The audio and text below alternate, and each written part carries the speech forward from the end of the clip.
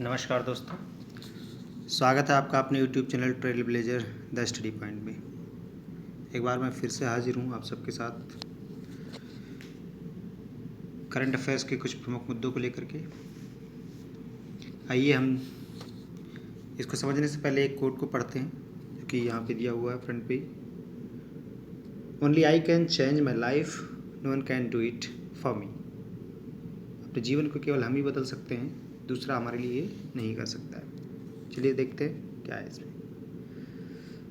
तो पहला जो टॉपिक है हमारा वो हिंद महासागर रिम एसोसिएशन से संबंधित है, यानी इंडियन ओशन रिम एसोसिएशन, जिसे हम लोग शार्ट में IORA भी कहते हैं। ठीक है, अभी अबू धाबी में इसकी मीटिंग हुई थी नवंबर में। 19वें इंडियन ओशन रिम एसोसिएशन की मंत्री स्तरीय सम्मेलन था ये।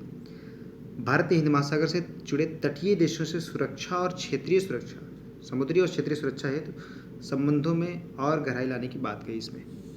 ठीक है, तो इससे जुड़ा हुआ चीज़ है। आगे बढ़ते हैं, देखते हैं क्या है आगे इसमें।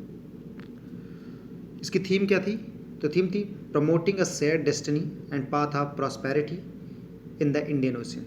इंपॉर्टेंट है थीम, यानी हिंद महासागर में एक साझी नियति और समृद्धि की राह को प्रोत्साहन देना। नेक्स्ट है प्रमुख मुद्दे क्या रहे इसमें? तो समुद्री सुरक्षा, जो कि पहले ही बताया गया है। व्यापार और निवेश, यानी जितने भी इसके मेंबर कंट्रीज हैं उनमें व्यापार बढ़े और निवेश भी बढ़े। तीसरा सांस्कृतिक आदान प्रदान, और चौथा है ब्लू इकोनॉमी को प्रोत्साहन देना और महिलाओं को आर्थिक रूप से सशक्त करना। नेक्स्ट पॉइंट है सम्मेलन की अध्यक्षता किस देश ने की? तो ये अभी अबू धाबी में हुआ। तो अबू धाबी कहाँ पे है?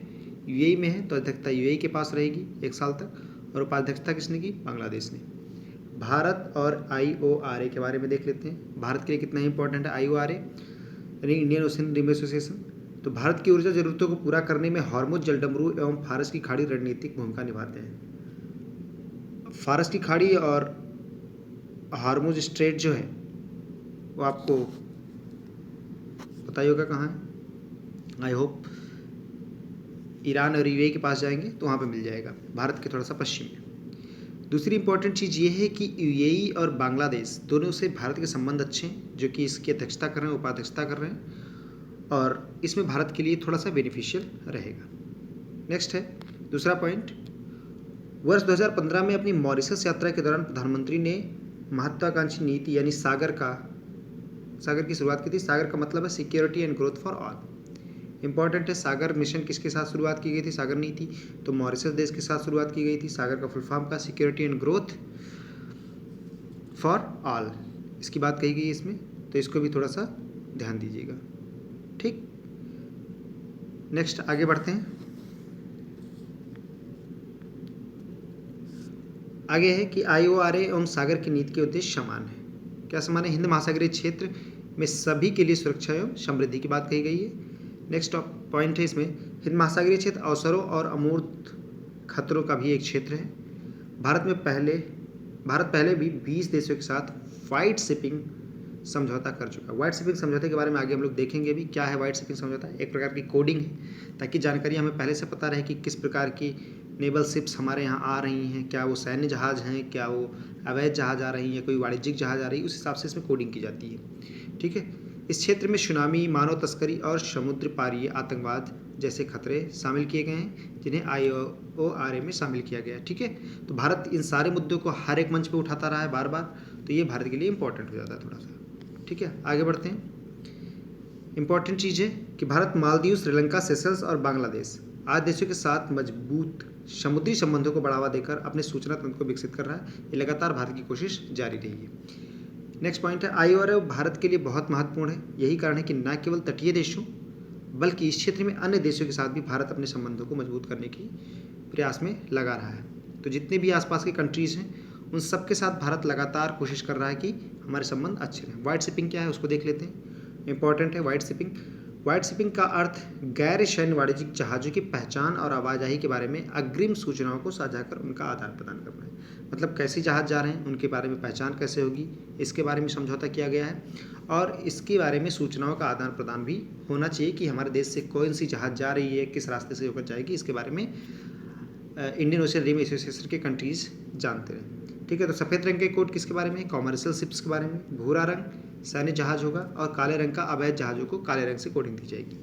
वाइट शिपिंग समझौते के बाद वाइट शिपिंग वाले जहाज़ों के बारे में डेटा साझा किया जाता है। ठीक है, इनके एक दूसरे कंट्रीज के साथ डेटा भी साझा किया जाता है। नेक्स्ट है भारतीय नौसेना का सूचना प्रबंधन और विश्लेषण केंद्र कहाँ पे है? गुरुग्राम में है, जो वाइट शिपिंग समझौते के लिए एक मॉडल केंद्र है। ठीक है, आगे बढ़ते हैं। IORA क्या है, इसके बारे में थोड़ा सा देख लेते हैं। तो एक अंतर सरकारी संगठन यानी इंटर गवर्नमेंटल ऑर्गेनाइजेशन है। स्थापना कब हुई थी? 7 मार्च 1997 को। सदस्य कितने हैं? 22 और 7 वार्ता भागीदार हैं इसमें।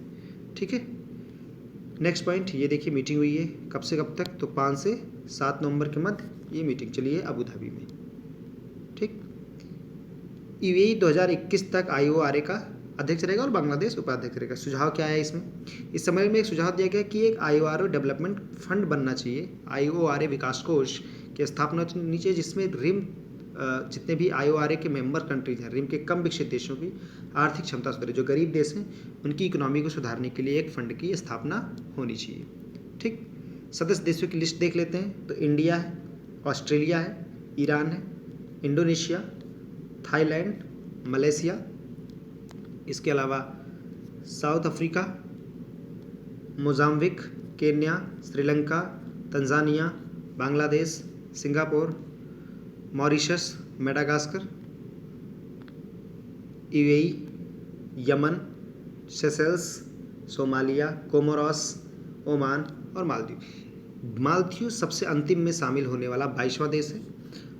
इम्पॉर्टेंट ये है कि इस वीडियो को यहाँ पे पॉज करके आप लोग एक बार इन सारे कंट्रीज़ को मार्क कीजिएगा और उस लोकेशन को जरूर ट्रेस करने की कोशिश कीजिएगा कि किस क्षेत्र की बात हो रही है इंडियन ओशन रिम एसोसिएशन में सारे कंट्रीज़ के बारे में। ठीक है, आगे बढ़ते हैं। दूसरा न्यूज़ सह्याद्री मेघा के बारे में। ये एक चावल की प्रजाति है। ठीक है, राइस की वैरायटी है, तो इसको याद रखिएगा। विश्व की लगभग आधी आबादी के द्वारा खाद्यान्न के रूप में चावल खाया जाता है। विश्व में सर्वाधिक चावल की खेती कहाँ पे होती है? भारत में। 44 मिलियन हेक्टेयर क्षेत्र में भारत उत्पादन करता है, लेकिन जो पर हेक्टेयर उत्पादकता है वो चीन की ज़्यादा होने के कारण प्रोडक्शन में चीन नंबर 1 पे है और नंबर 2 पे कौन है? भारत है। भारत की 65% आबादी चावल का उपभोग करती है। एक यूनिवर्सिटी का नाम यहाँ पे दिया गया है, university of agriculture and horticulture science, Shivamogga, Karnataka में स्थित है, जो पिछले 11 साल से चावल की एक नई प्रजाति का विकास करने का प्रयास कर रही थी। ठीक है, तो अभी ये विकसित किया गया है कौन सा? सह्याद्री मेघा। क्या कारण रहा? पिछले 1 दशक से कर्नाटक में चावल की कृषि में लगातार उसके क्षेत्र में कमी आई है। ये याद रखने की जरूरत नहीं कि कितनी कमी आई है, कितनी होती थी, कोई मतलब नहीं है। लेकिन इसके स्थान पे क्या नई फसलें उगाई जाने लगी वहाँ पे ज़्यादा मात्रा में? रबर और अदरक जैसी खेती। तो समस्या क्या थी ऐसी और क्या हो सकता है इसके आगे? तो अगर चावल उत्पादन नहीं होगा तो खाद्य सुरक्षा सुनिश्चित करने की में समस्या आने लगेगी और किसानों की आर्थिक रूप से चावल की अच्छी किस्म प्रदान करने का प्रयास या प्रजाति विकसित की गई है। 2 प्रॉब्लम हो रही थी, एक तो खाद्य सुरक्षा और दूसरी चीज़ खाद्य सुरक्षा को दूर करने के लिए चावल की अच्छी किस्म होनी चाहिए, तो उसके लिए ये नई प्रजाति तैयार की गई है। नाम क्या है इसका? तो इस नई प्रजाति का नाम है सह्याद्री मेघा। लाल चावल की एक प्रजाति है। लाल चावल प्रोटीन युक्त होते हैं। तो पहले इस क्षेत्र में ज्योति नामक एक चावल की किस्म उगाई जाती थी, लेकिन एक डिजीज़ हुआ जिसका नाम है ब्लास्ट डिजीज़। किससे होता था? पायरिकुलेरिया ग्राइसिया बोलते हैं इसे। तो पायरिकुलेरिया ग्राइसिया से जो ब्लास्ट डिजीज होता है, ब्लास्ट डिजीज में होती क्या है कि जो पत्तियां होती हैं, पत्तियों के कलर जो होते हैं वो पीले होने लगते हैं और उसमें डॉट्स पड़ जाते हैं छोटे छोटे।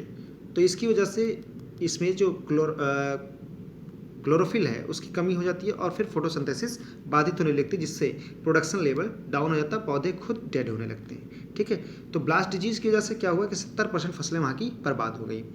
अब ब्लास्ट डिजीज़ को दूर करने के लिए ऐसी कोई चीज़ थी नहीं, तो डिजीज़ रेजिस्टेंट एक नई किस्म की ज़रूरत थी जिसको प्रतिरोधक क्षमता हो, डिजीज़ से लड़ने की क्षमता हो। तो सह्याद्री मेघा को डेवलप किया गया। इसमें वही ज्योति जो पहले से उगाई जाती थी और अक्कालू, 2 प्रकार की फसलों को लेकर के, 2 चावल की फसलों को लेकर हाइब्रिडाइज ब्रीडिंग कराया गया, जिसे हाइब्रिडाइजेशन ब्रीडिंग कहा जाता है। तो एक नई प्रकार की फसल तैयार हुई, सह्याद्री मेघा। इसके लिए दोनों याद रखिएगा कि कौन कौन सी फसलों से मिलकर बनाई गई, तो ज्योति और अक्कालू। ठीक है, आगे बढ़ते हैं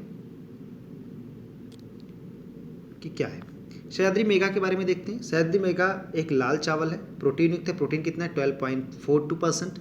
उच्च उत्पादकता है, 65 क्विंटल प्रति हेक्टेयर इसका उत्पादन होता है, जो कि लाल चावल के मामले में सर्वाधिक होता है। परिपक्वता अवधि कितनी, मेजोरिटी पीरियड 120 डेज है। और चावल का रंग जो लाल होता है वो किसकी वजह से होता है, एंथोसायनिन की वजह से। ठीक है, तो ये भी याद रखिएगा कि चावल का कलर लाल क्यों होता है। नेक्स्ट है खसरा टीकाकरण अभियान, अभी न्यूज में क्यों रहा। खसरा या मीजल्स किससे होता है, पैरामिक्सो वायरस परिवार के वायरस से फैलता है। तो ये याद रखिएगा कि खसरा वायरस से होता है, बैक्टीरिया से होता है, फंगस से होता है या अमीबा से होता है। ठीक है, तो किससे होता है, वायरस से। ये विषाणु सर्वप्रथम श्वसन प्रणाली को संक्रमित करता है और उसके पश्चात ये पूरे शरीर को प्रभावित करता है। लक्षण क्या है, बुखार आना, खांसी, नाक बहना और आंखों का लाल होना। जैसे कि कोविड में भी बहुत सारी जगहों पे खांसी, बुखार, इस तरह की कंडीशंस बन रही हैं। दूसरी चीज़, मृत्यु दर काफ़ी हाई है, विकसित देशों में तो कम है, लेकिन कुपोषण और कम स्वास्थ्य स्वभाव वाले देशों में यह 28 से 30% तक इसमें मोर्टेलिटी रेट पाई गई है।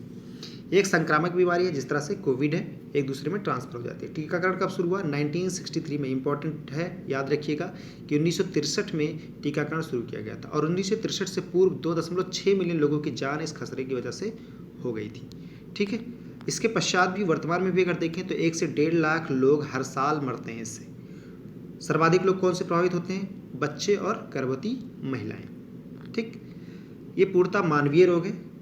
ठीक है, जेनेटिक नहीं है, मतलब जानवरों से संचरण नहीं होता है इसका।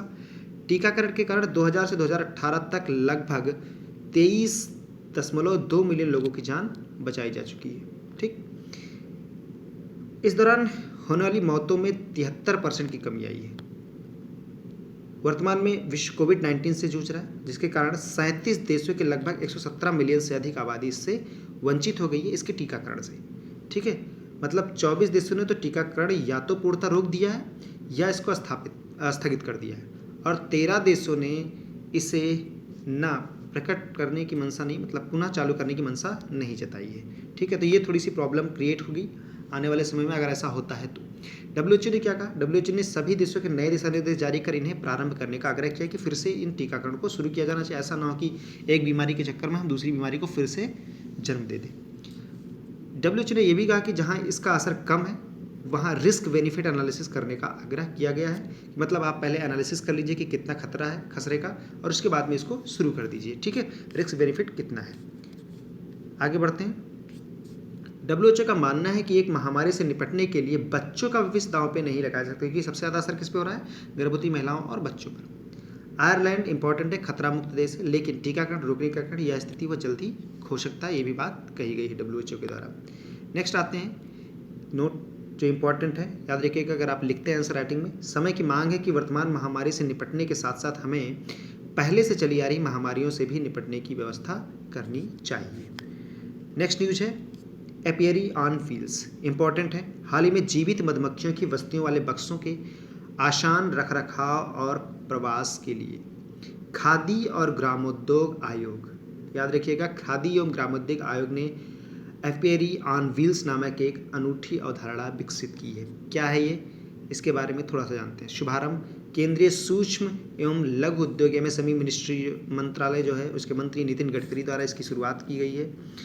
एपियरी ऑन व्हील्स क्या है, इससे प्रवासन और रखरखाव में आसानी होगी, मतलब मधुमक्खियों के बक्सों को एक जगह से दूसरी जगह ले जाने में आसानी होगी, मधुमक्खियों के पोषण में आसानी होगी, मधुमक्खियाँ भयंकर गर्मियों में भी सहजता महसूस करेंगी। कैसे महसूस करेंगी वो आगे देखते हैं। इसे पूरे भारत में जीवित मधुमक्खियों की बस्तियों यानी बक्सों के स्थापन और श्रम रखरखाव में आने वाली लागत को कम करने का डिजाइन किया गया है, कम करने के लिए डिजाइन किया गया है। इसके प्रयोग कर 20 बक्सों को बिना किसी समस्या के एक से दूसरी जगह ले जाया जा सकता है। एपियरी ऑन व्हील एक सोलर पैनल सिस्टम से लगाया गया है इस पर, जिसे तापमान जैसे ही 35 डिग्री या उससे अधिक होगा तो इसके अंदर क्या होगा, एक पंख, इसके अंदर लगे हुए पंखे स्वयं चालू हो जाएंगे। ठीक है, तो इससे क्या होगा, टेम्परेचर गर्मियों में टेम्परेचर मेंटेन रहेगा, बहुत ज़्यादा गर्मी नहीं होगी। और दूसरी चीज़ यहाँ पे शक्कर की ड्रिप्स भी लगाई गई हैं जो गर्मियों में मधुमक्खियों को खिलाने के काम है, क्योंकि गर्मी में क्या होता है कि फूलों की कमी हो जाती है, तो जिसकी वजह से इनके भोजन में कमी आ जाती है। ठीक है, परागकण नहीं मिल पाते हैं। आगे बढ़ते हैं। पायलट प्रोजेक्ट के तौर पर एपियरी ऑन व्हील्स दिल्ली के सटे सरसों के खेतों में लगाया जाएगा, ऐसी बात कही गई थी। ठीक है, राष्ट्रीय मधु मिशन इससे रिलेटेड ही 2017 में शुरू किया गया खादी और ग्रामोद्योग आयोग द्वारा ही। क्या उद्देश्य था, एक तो प्रशिक्षण देना मधुमक्खी पालन के लिए, बक्से वितरित करना, बेरोजगारों किसानों के लिए आय सृजन का माध्यम बनाना। ठीक है, नेक्स्ट है CVC केंद्रीय सतर्कता आयोग, इंपॉर्टेंट है। चर्चा में क्यों रहा? क्योंकि संजय कोठारी जो है राष्ट्रपति के सचिव, उनको केंद्रीय सतर्कता आयुक्त नियुक्त किया गया। ये पद जून 2019 से खाली था, इसलिए और भी इंपॉर्टेंट है। इंपॉर्टेंट नाम है संजय कोठारी। देखते हैं सीवीसी। तो ये अपनी रिपोर्ट राष्ट्रपति को देता है। किसकी सिफारिश पर सीवीसी का गठन किया गया? संथानम समिति की सिफारिश पर 1964 में इसका गठन किया गया। कार्यकाल कितना होता है? तो 4 वर्ष या 65 वर्ष। संरचना कितनी है? तो एक अध्यक्ष और 2 सदस्य, यानी टोटल 3 मेंबर्स होते हैं, 1+2। ठीक है। कार्य क्या है इसका? भ्रष्टाचार की रोकथाम करना। 2003 में इसे वैधानिक स्थिति प्रदान की गई। ठीक, आगे बढ़ते हैं। समिति जो इसकी नियुक्ति कौन करता है? राष्ट्रपति करता है, और एक समिति की सिफारिश पर नियुक्ति करते हैं। तो वो समिति कौन होती है जिसकी सिफारिश पर नियुक्ति होती है? तो प्रधानमंत्री उस समिति में होते हैं, गृह मंत्री होते हैं और नेता प्रतिपक्ष होते हैं। प्रधानमंत्री इसके प्रदेश अध्यक्ष होते हैं इस समिति के। केंद्रीय सतर्कता आयोग या किसी भी सतर्कता आयुक्त को सुप्रीम कोर्ट द्वारा सिद्ध कदाचार या क्षमता के आधार पर ही राष्ट्रपति के आदेश द्वारा हटाया जा सकता है। तो पद से हटाया कैसे जाएगा? सुप्रीम कोर्ट पहले तो सिद्ध कदाचार या क्षमता को सिद्ध करे और उसके बाद राष्ट्रपति आदेश द्वारा इन्हें हटा सकते हैं। ठीक है। मुख्य सूचना आयुक्त जो हैं वो मुख्य सूचना आयुक्त पूर्व सूचना प्रसारण सचिव बिमल जुल्का को बनाया गया। ये भी इंपॉर्टेंट है। साथ ही में एक ही दिन दोनों की नियुक्ति हुई थी। तो आज के सेशन में इतना ही। Thank you very much. आशा करता हूँ कि आप लोगों को समझ में आया होगा। तो लाइक कीजिए, शेयर कीजिए, सब्सक्राइब कीजिए, ज़्यादा से ज़्यादा शेयर करने की कोशिश कीजिए। Thank you. और अपने कमेंट्स ज़रूर कीजिए कमेंट बॉक्स में। Thank you very much.